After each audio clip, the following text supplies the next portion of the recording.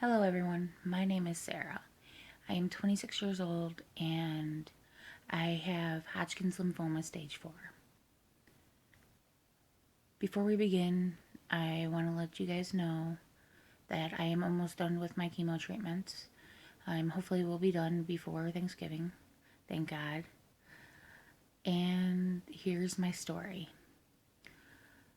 In June 2015, I went to the hospital because there was a lump on my chest. I didn't know what it was, but it scared me, so I had my father take me. Come to find out, it was just a swollen lymph node and I should go get it x-rayed.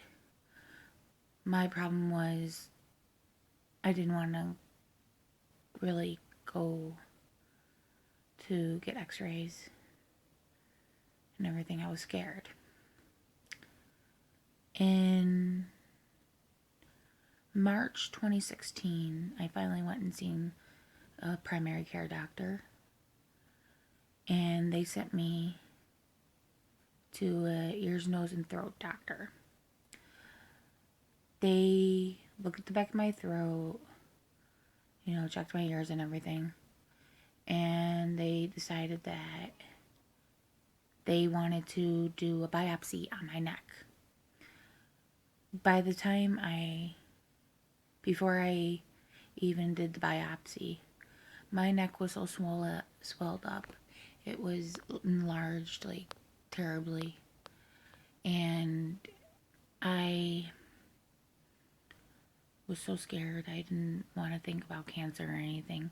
So I always thought about the positive. I was moving in with my mother at the time, thank God. She helped me out a lot. And we went to go do the biopsy in April. April 28th. We find out that it is Hodgkin's lymphoma. When the nurse practitioner called over the phone, I told her I wanted to hear it. And my mom's like, no. And she grabbed the phone and said, and before she could take it off a speaker, I heard the lymphoma. I broke down crying. It's not something you want to hear. Not at any age.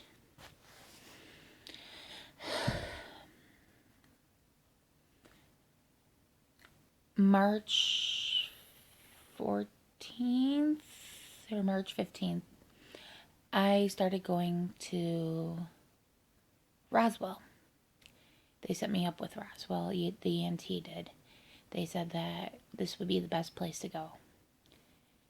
I was terrified, and, when we got to the starting point in Roswell, there's a desk that you have to go to first before you see anybody else. And me and my mom were crying.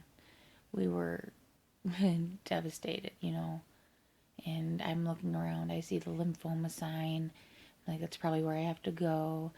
And I just burst out crying. The lady at the desk said, "Don't worry, honey. We'll help you here. And if we can't help you, we will find somebody that can help you." That's how dedicated those people are. And they're amazing at Roswell.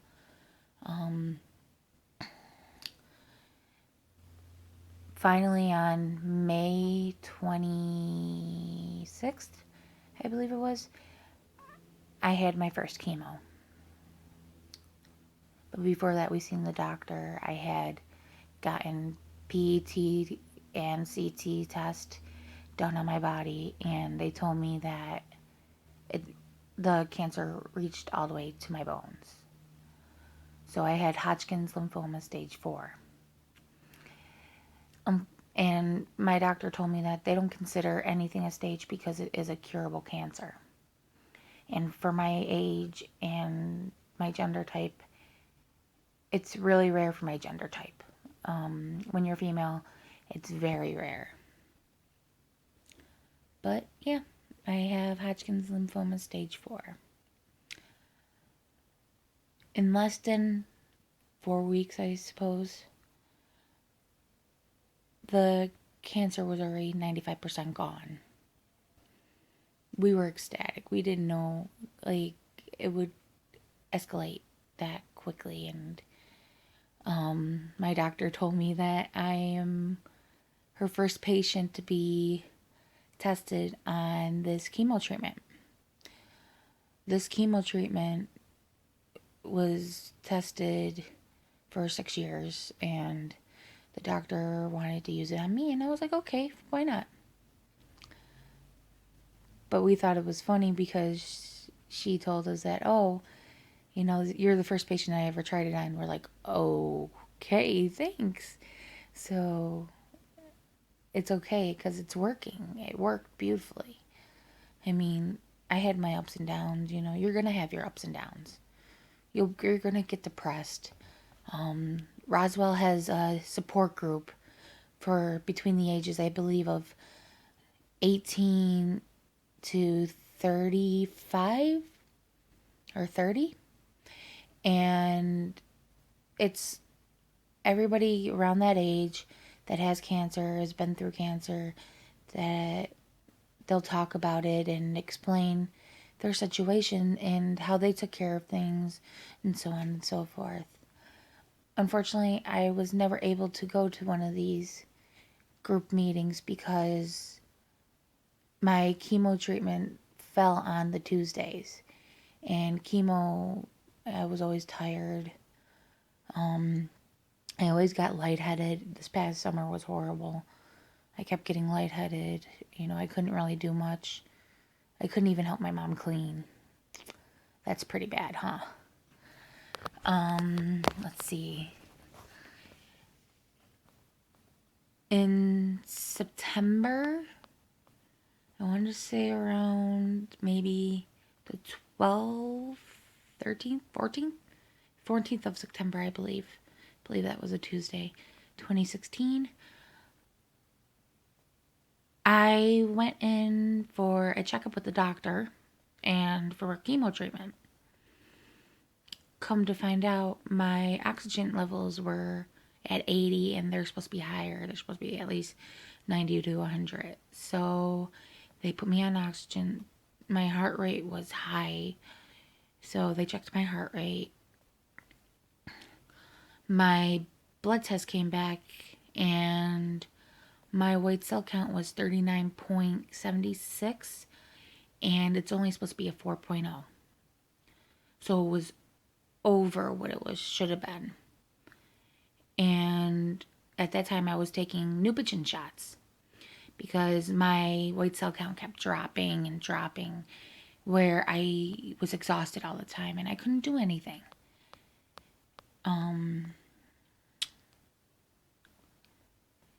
When I'm sitting there, one of the assistants of the doctor came in and he was taking care of me. He was like, Dr. Bott will be in a moment, but we believe that you're going to be hospitalized here. I started panicking a little bit because I didn't want to be hospitalized. No one wants that, you know. Dr. Bach came in, we talked about it, said that I had to actually call my mom on the phone. They were out camping. I couldn't go because my white cell count kept dropping every week. But I cried a little bit, you know, because no one was here and I didn't have anybody to speak with or anything, and it scared me. You know, my brother and my mom had been there through everything with me, and this time they weren't there.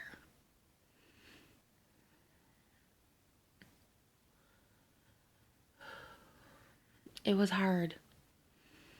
It was very hard, but Dr. Bat said, you want them here? I'm like, no, they can stay where they're at. I know I'm in the best place I can be right now.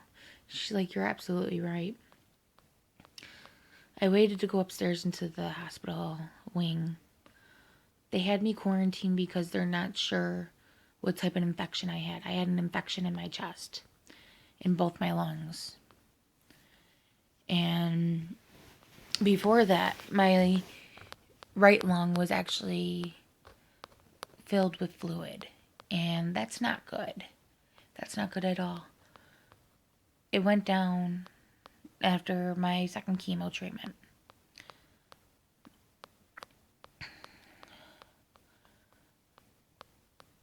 I stayed in the hospital for about a week. After 3 days to 4 days being in the hospital, they finally took me off quarantine, took me off oxygen. They did so many blood tests and like stool samples and everything. Couldn't figure out what the infection was.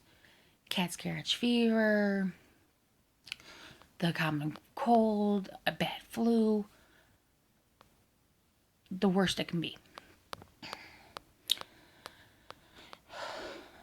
Before I left the hospital, I gotta say, those people were amazing. Like, all my family was still in, my mom, my brother, his girlfriend, my mom's boyfriend were all in Allegheny. And I'm here in a hospital bed, just sitting here watching TV with an oxygen thing on, eating regular meals. I mean, you're going to have stomach problems during chemo. Either you're going to be constipated or you're going to have diarrhea. Unfortunately, I had diarrhea. It wasn't that great. I had lost 70 pounds. I actually gained it back because they gave me like 3 different steroids to take. But I lost 70 pounds and I gained a little bit of weight back because they put me on 3 different steroids. One was 2 of them were antibiotic steroids to keep me from getting an infection because I was so immune to infections. After I got out of the hospital, I had so much energy. I've actually been walking to the store. I've been helping mom out in the house. My mom was getting upset because I wasn't helping her out with anything. I was staying locked up in my room or I was just sitting there doing nothing. I didn't let that get to me. It hurt a little bit because I wanted to do something for her, but I kept getting lightheaded. Now I don't, I'm so excited about that. I was able to walk for 3 hours on Halloween with my friends, and it was amazing. Mid-October, we find out that I have 4 weeks left of chemo treatments and blood test, and then the week before Thanksgiving, I'm hopefully going to be in remission. Now, I have something to say about these wonderful people. Roswell is just an amazing place. You have volunteers, you have people that sing, people that do origami. There's women that walk around with these carts with stress balls, plushies, blankets, hats, crosswords, word searches, Sudoku, anything you can think of, cards. Just something for you guys to do while you're waiting, while you're sitting there. There's people that come around with a cart with coffee and tea on it, donuts. There's a hospitality room. It's just so amazing. And, they're just the best people you could ever meet. Excuse me.